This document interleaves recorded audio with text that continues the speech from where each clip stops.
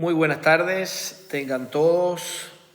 Continuando con nuestra acostumbrada cita de los jueves, hoy estamos para dar continuidad a los estudios bíblicos. En esta oportunidad vamos a estudiar el primer libro de Crónicas, denominado así porque es un relato de los acontecimientos del pueblo de Israel durante su salida de Egipto, llegada hasta el reinado de David, de Salomón, y más que todo se escribe porque es una crónica para recordar al pueblo de la vuelta del exilio, de cómo había sido su historia. Muchos de nosotros al comenzar a leer el primero de Crónica y segunda de Crónica, nos confundimos y tratamos de decir, pero ya todo esto lo he leído en Primera y Segunda de Reyes, pero no es así. El autor se enfoca en varios puntos importantes que debemos analizar y lo vamos a ver a lo largo de esta clase. Para hacerle un resumen del libro, está compuesto por 29 capítulos, no se le atribuye un autor definido, sigue considerándose como un autor anónimo, pero mucho del vocabulario que se usa dentro de la escritura de Crónicas, porque es un solo libro, es una sola historia, que luego también por conveniencia, para explicar, para que la podamos entender mejor, se dividió en dos, que es Primera y Segunda de Crónica, y vamos a estudiar hoy la primera parte. Y por el vocabulario y la manera de expresarse y los detalles y el relato, se le atribuye a un maestro de la ley llamado Esdras. Esdras vamos a estudiarlo después de Primera y Segunda de Crónica con Nehemías también. Entonces, se le atribuye el relato a Esdras, se los doy como referencia, aunque es un tema todavía que está en discusión teológicamente, pero muchos teólogos llegan a la conclusión de que fue Esdras quien escribió 450 años después, antes de Cristo, después del exilio, después de volver del exilio, escribió Primera y Segunda de Crónicas, que es una sola historia, es un solo libro, pero que lo vamos a estudiar en dos partes. Para hacer un resumen, sabemos que venimos de Primera de Reyes, en Primera y Segunda de Reyes, que también era un solo libro, los estudiamos por separado para entenderlos mejor. Y la Biblia también nos los expone como dos libros, Primera y Segunda de Reyes, en donde en Primera de Reyes vamos a ver el reinado de David, lo convulso que fue ese reinado, con el pecado de David sobre Betsabé, las consecuencias que trajo, la llegada al trono del hijo de Betsabé, que fue Salomón, y luego de la muerte de Salomón, cómo se dividen los reinos en el reino del norte y el reino del sur. En el reino del norte van 10 tribus, lo estudiamos, le hago una breve recopilación, y el reino del norte conformado por 10 tribus que se van hacia ese lado, ¿verdad? Porque recuerde que todo el territorio de Canaán fue repartido y las tribus estaban repartidas entre el norte y sur.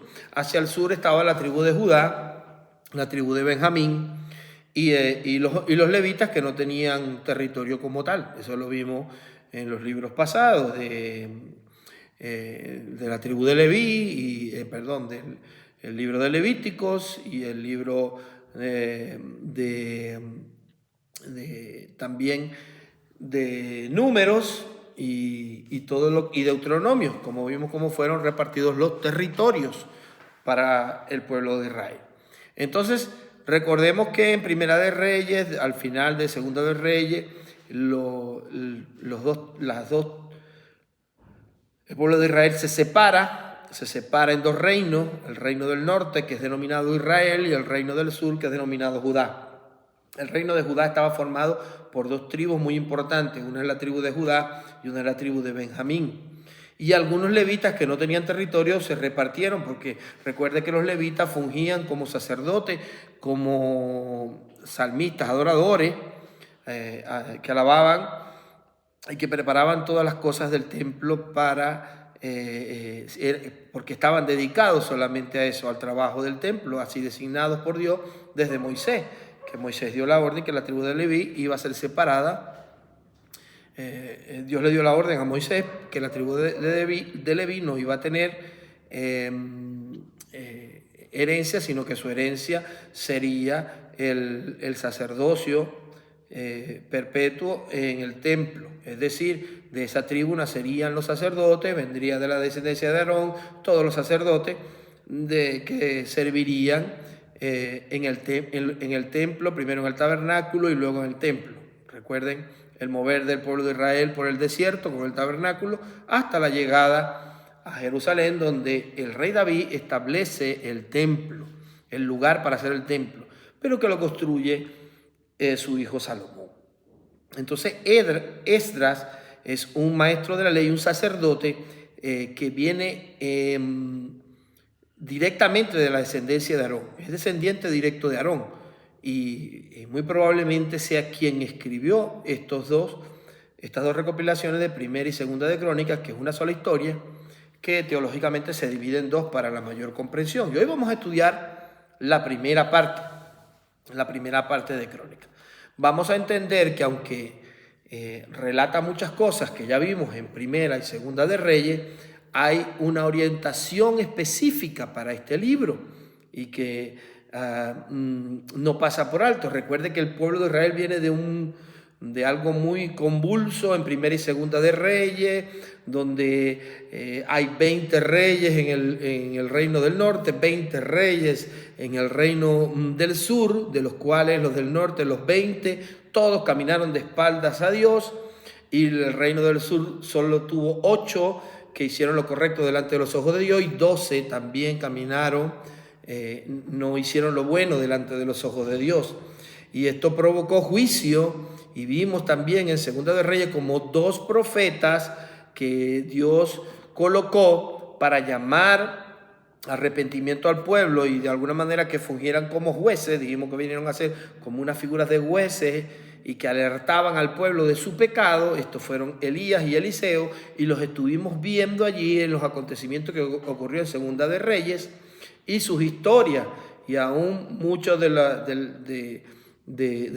las obras que hicieron Elías con los profetas de Baal en el Monte Carmelo, Eliseo con la viuda de Sarepta, y cómo resucitó el hijo de la Tsunamita. Y estuvimos viendo pues cómo Dios obró con prodigios y señales a través de todo profeta en el reino del norte, porque era el reino que más estaba alejado de sus mandamientos, que más cometía pecado. Entonces vimos como de alguna forma Dios quería que el pueblo se volviera a él, pero los reyes que sucedieron a Salomón y la división de los 2 reinos hicieron lo malo delante de los ojos de Dios y terminaron siendo conquistados por el imperio asirio y el imperio babilónico, y fueron exiliados, sacados de su territorio.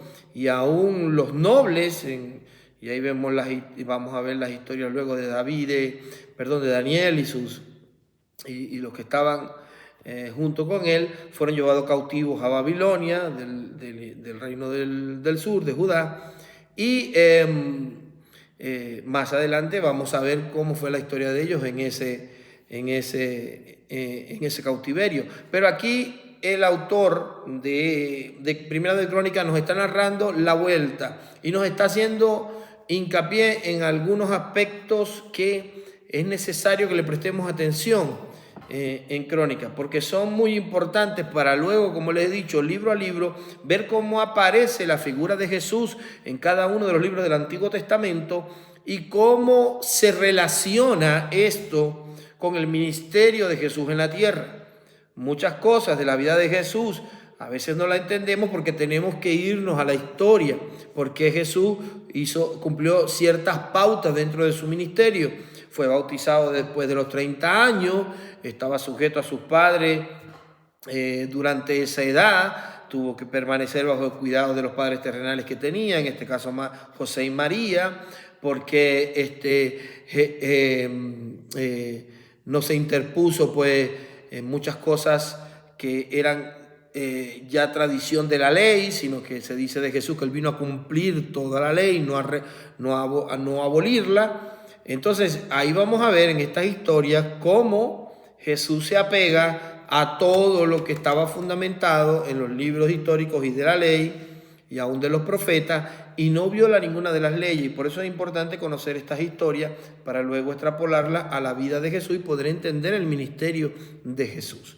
Entonces vamos a ver cómo este libro comienza, el libro de Primera de Crónicas comienza en el capítulo 1 con una genealogía.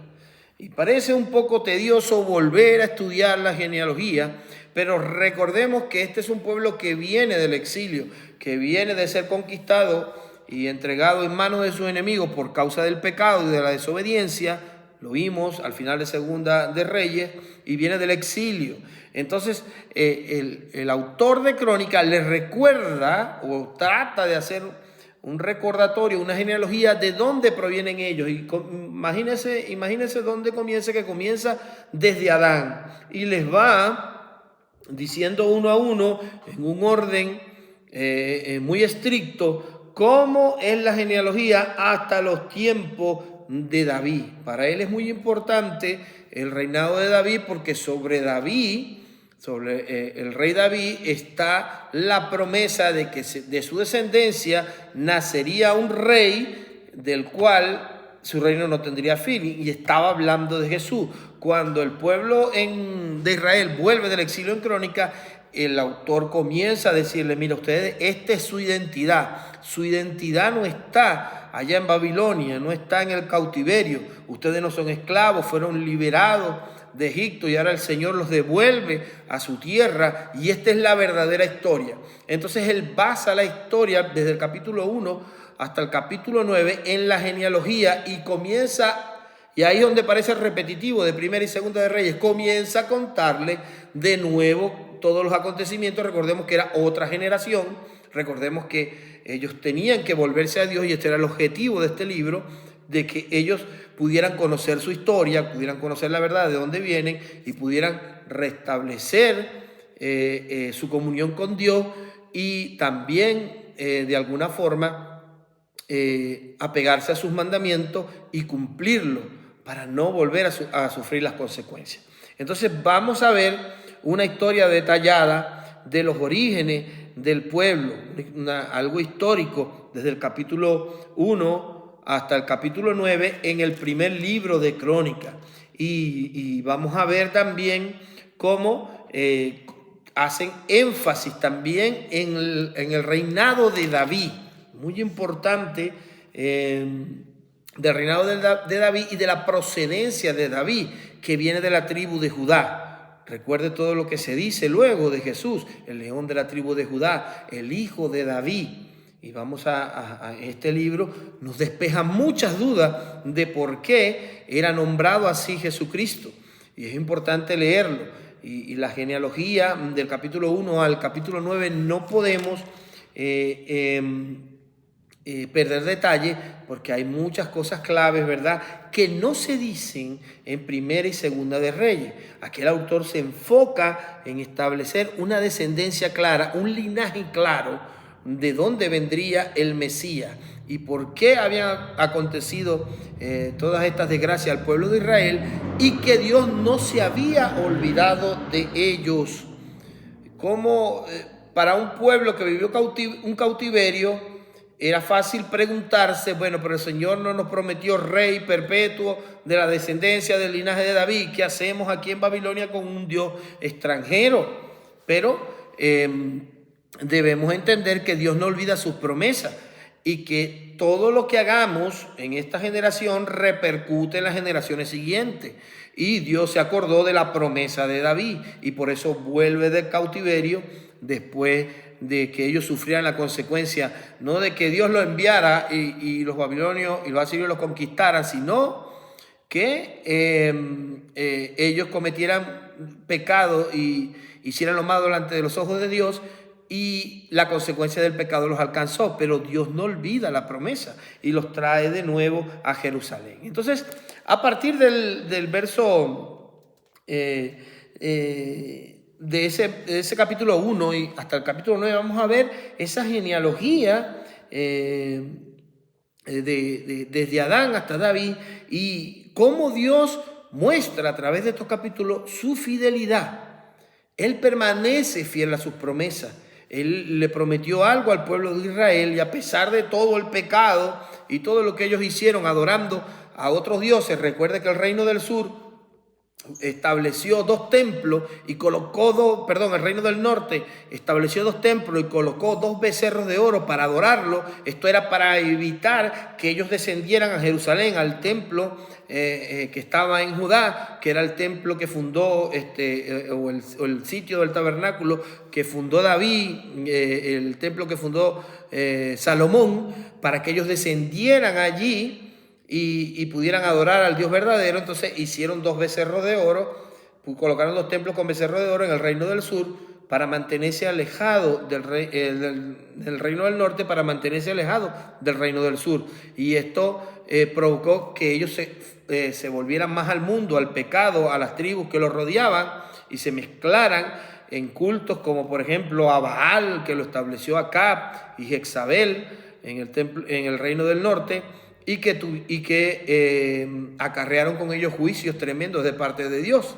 Pero siempre hubo un remanente y fue visto con buenos ojos el templo del norte, porque fue el que más permaneció fiel a Dios. Recordemos de nuevo que 8 de los 20 reyes que tuvo el reino del norte sirvieron con lealtad a Dios y establecieron los principios de Dios. Entonces los ojos estuvieron puestos allí. Por eso vamos a ver este relato de Primera de Crónicas, cómo se enfoca mucho en ese reino de Judá o reino del sur, que ya dije que estaba conformado por la tribu de Judá y la tribu de Benjamín y algunos levitas que se dividieron para de alguna forma atender los dos reinos o el mismo pueblo y establecer allí su mandato, que era de servir como sacerdote, aunque fueron también de alguna manera despreciados en el norte y contaminados en algunos casos por las prácticas que se hacían de espaldas a Dios en ese lugar. Entonces, luego en el del capítulo 10, ¿verdad?, al capítulo 29, vamos a ver la historia de David, después de la muerte de Saúl, ¿verdad? Y cómo David asume el reino. Pero el autor, creo que a propósito, obvia muchas partes de lo que pudimos ver en Primera de Reyes y Segunda de Reyes.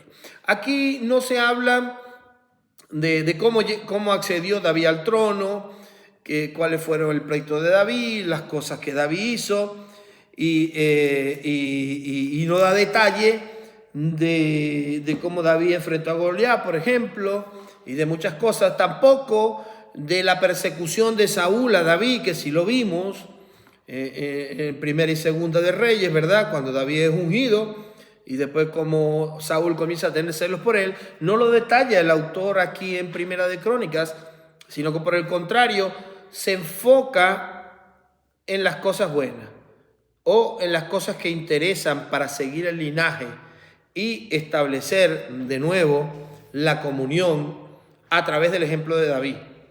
Entonces la parte política y militar es apartada a un lado para irnos más a la parte espiritual y a lo que significó David. De hecho, tampoco se nombra su pecado con Betsabé ni las consecuencias de ese pecado, sino se enfoca en la escogencia de David, en la promesa de Dios, ¿verdad? Y que Dios también le da a David de alguna forma las instrucciones para construir el templo. Eso lo vamos a ver más adelante en el capítulo 28, pero me gustaría leer un poco. Voy a estar saltando de capítulo en capítulo para poder darte un resumen y que tengas una orientación para leer, para escudriñar la Escritura. Y dice la Biblia en el 28, capítulo 28, verso 1: reunió David a Jerusalén a todos los principales de Israel, los jefes de las tribus, de los jefes de las divisiones que servían al rey, los jefes militares y de centenas de centenas los administradores de todas las haciendas y posesión del rey y de sus hijos, y los oficiales y los más poderosos valientes de sus hombres. Y levantándose el rey David, puesto en pie, dijo: oídme, hermanos míos, pueblo mío, yo tenía el propósito de edificar. Es muy importante, porque esto es una de los énfasis de este libro de Crónicas. Yo tenía el propósito de edificar una casa en la cual reposara el arca del pacto de Jehová y para el estrado de los pies de nuestro Dios.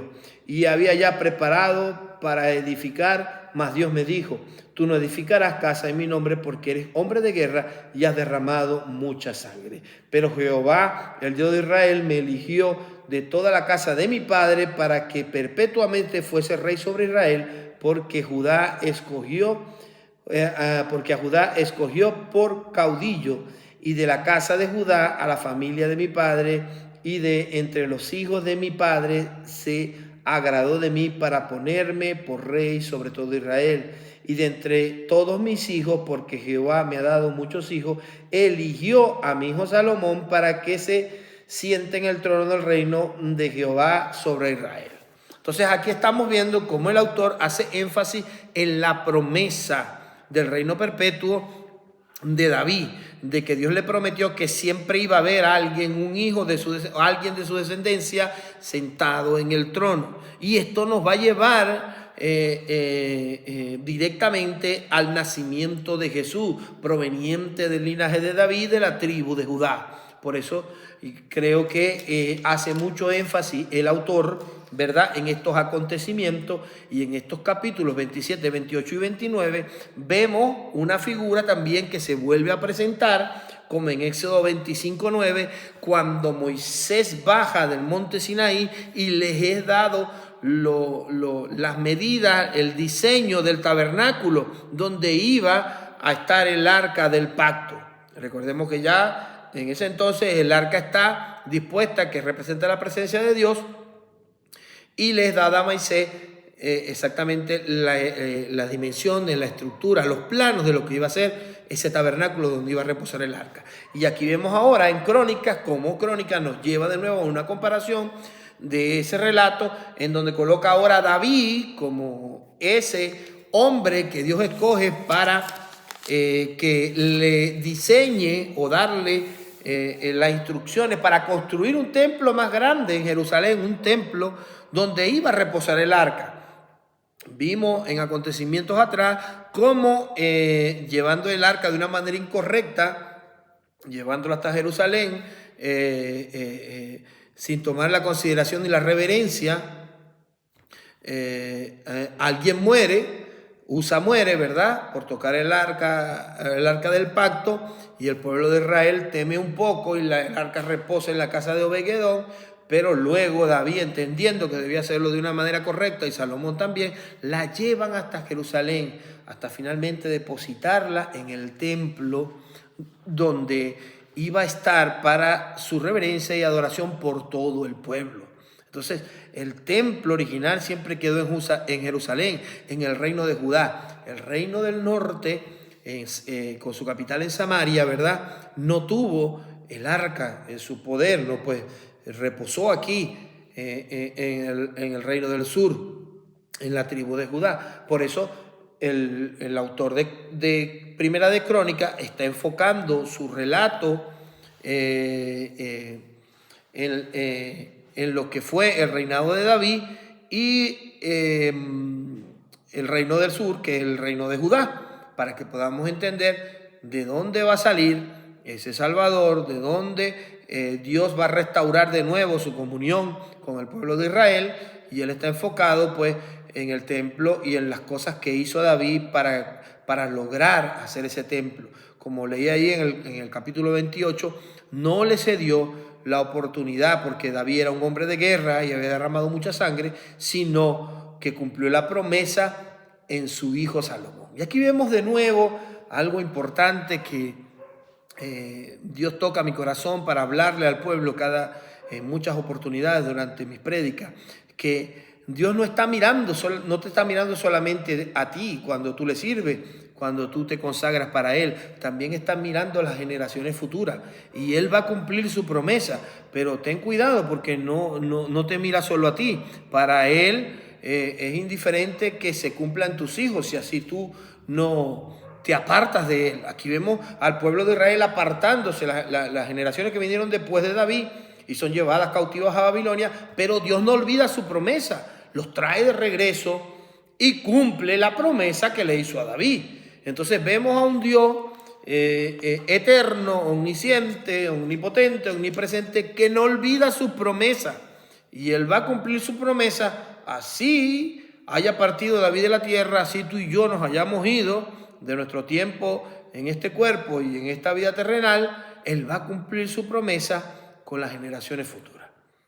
En muchas oportunidades, esta es mi visión particular, de que muchos de nosotros depende que se cumpla la promesa de Dios y que veamos parte de la promesa de Dios cumplida de acuerdo a nuestra obediencia y fidelidad, o de lo contrario, Dios la va a cumplir en nuestras generaciones futuras. Yo particularmente quiero ver las promesas que Dios me ha dado sobre mi familia, sobre mi ministerio, en este tiempo de vida y que se perpetúen sobre mis generaciones.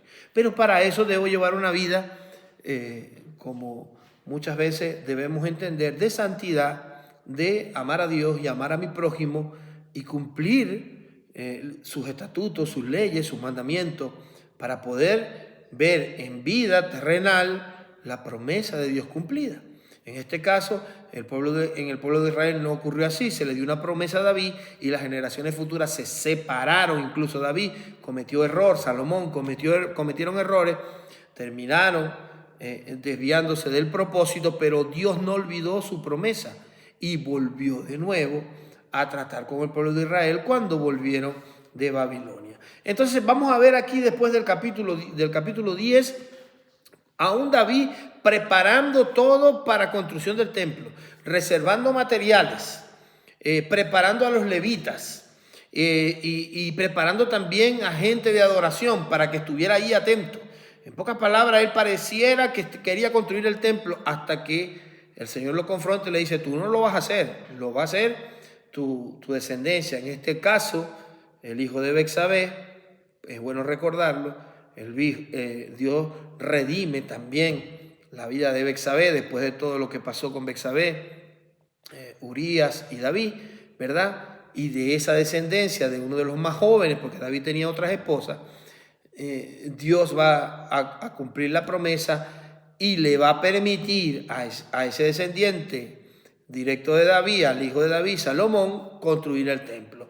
Pero quien tenía todos los materiales, quien había hecho todos los preparativos, había sido David. Y vamos a leer, ¿verdad?, algo muy importante luego sobre cómo fue esto. Y es un capítulo que me agrada mucho, pero ya te lo menciono más adelante, que está en el capítulo 29. Luego lo vamos a leer, pero antes tengo que darte otros detalles. Entonces, vemos cómo el escritor de Crónicas se basa en lo que es espiritual, en volverse a Dios, en hacer las cosas bien para Dios, en restablecer la adoración a Dios en el templo. Venimos de Babilonia, hemos sido esclavizados como el pueblo de Israel y ahora tenemos a David, que lo escogió Dios para construir este templo. Volvamos al templo, volvámonos a Dios para que no vuelva a caer juicio sobre nosotros. Y entonces el libro de Crónicas está contando mucho de la historia de Primera y Segunda de Reyes, pero se está basando más en lo espiritual, en la vuelta del pueblo de Israel a los mandamientos y a volver a adorar al Dios verdadero. Y estamos viendo a un David más espiritual, estamos viendo aspectos de la vida del reinado de David que no vimos en Primera de Reyes y en Segunda de Reyes. Y vamos a entender pues que el Primera de Crónicas es una vuelta de la adoración y de volvernos a la obediencia a Dios del pueblo de Israel, que había caminado de espaldas a Dios. Y vimos muchas veces en el libro de Jueces, en el libro de Ruth, como en Primera de Reyes y en Segunda de Reyes, como una y otra vez se menciona, y el pueblo de Israel hizo lo malo delante de los ojos de Dios, y vino juicio sobre él. Entonces aquí estamos viendo el volver de Dios, el volver espiritual del pueblo de Israel, narrado por el autor de Primera de Crónicas y basado en David y en la promesa que Dios le hace a David. Entonces, es importante leer el capítulo 16, verso 11, para poder entender un poco a qué se está refiriendo. Dice el capítulo 16, verso 11 de esta manera, dice así, dice, buscad a Jehová y su poder, buscad su rostro continuamente y haced memoria de las maravillas que ha hecho, de sus prodigios y de los juicios de su boca. Esto nos lo está narrando aquí el autor de Crónicas del Salmo de Acción de Gracias de David. Pero este salmo proviene o es el mismo cántico que David hace cuando trae el arca del pacto correctamente a Jerusalén. Y él lo está recordando aquí y es muy importante porque está dando adoración, volviendo la adoración a Dios, diciéndole hagamos esto, vayamos y adoremos, recordemos todo lo que el Señor ha hecho por nosotros, le está diciendo al pueblo, volvámonos al original, a lo que David estableció cuando trajo el arca del pacto al templo de Jerusalén, volvamos a hacer estos mismos cánticos, volvamos a adorar a Dios. Y allí vemos pues cómo Primera de Crónicas está tratando de volver al pueblo al original, al culto racional. Y luego lo que les había comentado antes, en Primera de Crónicas capítulo 29, ¿verdad? Y me gusta leer esta parte, ¿verdad? Dice la Biblia, entonces el verso 6 del capítulo 29, vamos a leerlo ahí, es un poquito, son varios versículos, unos 10, 11 versículos quiero leerle, porque es un extracto muy importante, tiene que ver con los mandamientos, tiene que ver con la intención de David y con algo que perturba mucho en nuestro corazón y que todavía causa dudas dentro del pueblo de Dios, que es la ofrenda, que es el diezmo, que es el pacto. Vamos a leerlo entonces en el Primera de Crónicas 29:6. Entonces los jefes de familia, dice, y los príncipes de las tribus de Israel, jefes de militares y jefes de centena, con los administradores de la hacienda del rey, ofrecieron voluntariamente y dieron para el servicio de la casa de Dios 5,000 talentos y 10,000 dracmas de oro, 10,000 talentos de plata, 18,000 talentos de bronce, 5,000 talentos de hierro, y todo lo que tenía piedras preciosas la dio para el tesoro de la casa de Jehová, en mano de Jehiel Gersonita. Y se alegró el pueblo por haber contribuido voluntariamente, porque de todo corazón ofrecieron a Jehová voluntariamente. Asimismo se alegró mucho el rey David y bendijo a Jehová delante de toda la congregación y dijo, David, bendito seas tú, oh Jehová, Dios de Israel, nuestro Padre, desde el siglo hasta los siglos. Tuya es, oh Jehová, la magnificencia y el poder, la gloria, la victoria y el honor, porque todas las cosas que están en los cielos y en la tierra son tuyas. Coloque allí énfasis a eso. Tuyo, oh Jehová, es el reino y tú eres el excelso sobre todo. Las riquezas y la gloria proceden de ti y tú dominas sobre todo. En tu mano está la fuerza y el poder y en tu mano está el hacer grande y en dar poder a todos. Ahora pues, Dios nuestro, nosotros alabamos y loamos tu glorioso nombre, porque ¿quién soy yo y quién es mi pueblo para que pudiese ofrecer voluntariamente cosas semejantes? Pues todo es tuyo y de lo recibido de tu mano te damos, porque nosotros extranjeros y advenedizos somos delante de ti, como todos nuestros padres, y nuestros días sobre la tierra, cual sombra que no dura. Aquí el autor de Crónica nos vuelve a ese mandamiento, a adorar a Dios, a amar a Dios en primer lugar y reconocer que Él es el proveedor de todas las cosas en nuestra vida. Y David lo dice claramente allí, él hace un llamado, si vemos el inicio del capítulo 29, en el verso 1, vemos todas las cosas que David dispone para la casa de Dios, de su tesoro personal. Pero también hace un llamado a los jefes de familia, a la gente con influencia, a los encargados de la hacienda, o sea, de los tributos, ¿verdad? A que también ofrezcan de lo suyo, porque les está recordando, todo esto se los ha dado Dios. Todo le pertenece a Dios. Éramos esclavos, éramos advenedizos, veníamos del oprobio, de vivir en la esclavitud, de no tener nada. Y ahora Dios nos ha enriquecido y nos ha dado el privilegio de edificar casa para Él. ¿Por qué esto es tan importante y quiero recalcarlo?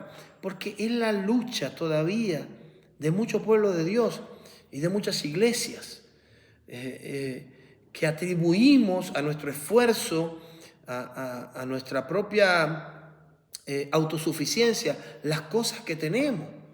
Y erróneamente pensamos que Dios es un Dios poderoso y es así, dueño del oro y la plata, pero que no le hace falta nada de lo que yo tengo. Mas, sin embargo, Dios quiere guardarte y quiere cuidarte. Y si leemos detalladamente estos versículos del capítulo 29, vamos a ver que Dios no está enfocándose en lo material, sino en la adoración.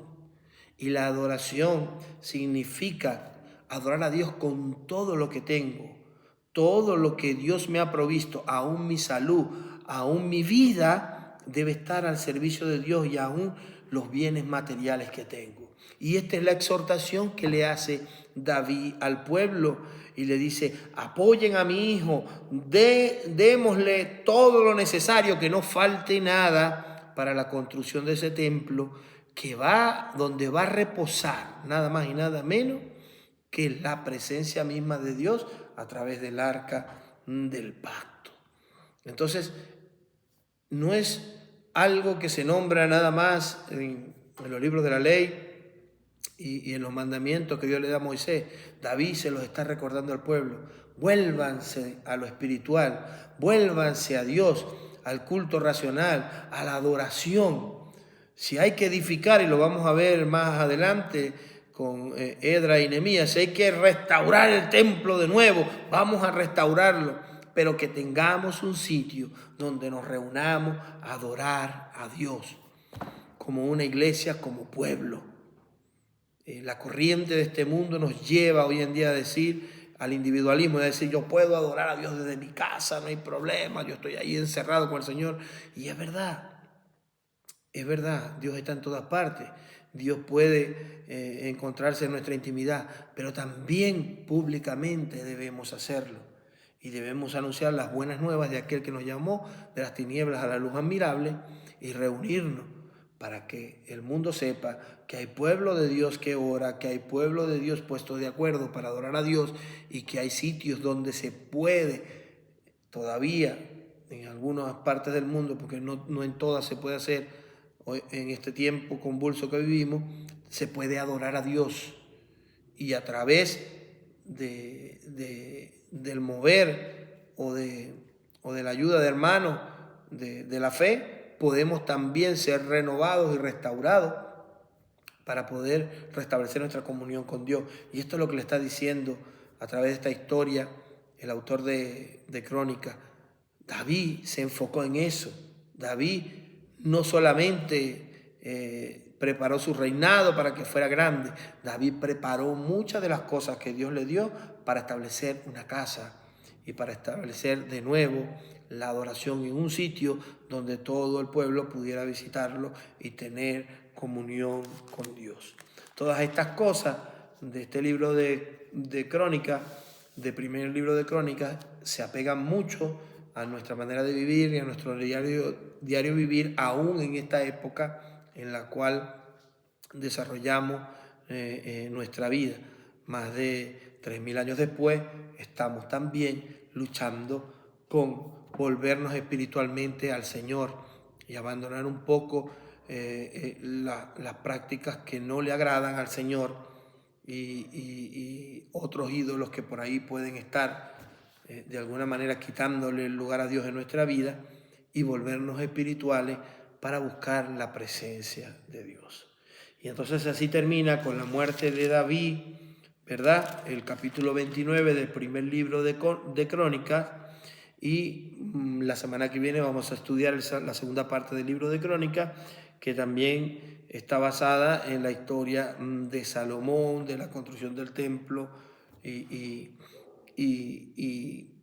de esas historias o crónicas que el autor se enfoca en contar, en acentuar, en recordar al pueblo de Israel que está volviendo de un cautiverio en el imperio babilónico y que está tratando de reconstruir todo lo que le fue quitado y volver a su territorio con la libertad que Dios provocó, porque a la larga Dios también se acordó de ellos aún estando en Babilonia y los trajo de regreso a Jerusalén y a la tierra de Canaán o la tierra de Israel. Bueno, sin más que agregarle, los invito para la próxima semana para que estemos estudiando esto maravilloso, ¿verdad?, del segundo libro de Crónicas. Y una de las cosas que me deja ahí como último comentario final, que me deja muy claro este primer libro de Crónicas leerlo, es por qué se le dice a Jesús hijo de David. Recordemos cuando el ciego Bartimeo en Marcos le dice hijo de David, y muchos lo nombraban así, hijo de David. No solamente porque venía de la genealogía de David y de la tribu de Judá, sino que también él vino a ser como David, que restableció, que construyó el templo, que restableció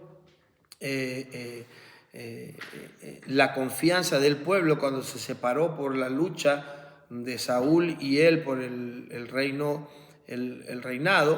y cómo él vuelve a todo el pueblo y restablece a través de la tribu de Leví y del sacerdocio la adoración de nuevo a Dios, y cómo prepara todo para construir un templo y edificar un templo para que se adore al Dios verdadero. Y esto es lo que viene a hacer Jesús. Jesús toma la posición, y mientras todos esperaban a un militar, a un estratega político que acabara con el asedio del Imperio Romano, aparece Jesús y obra de una manera espiritual, como lo vemos aquí, que está narrando el primero de Crónicas, para volvernos a Dios. Entonces, la figura de David es tomada como ejemplo para ver el propósito del ministerio de Jesús.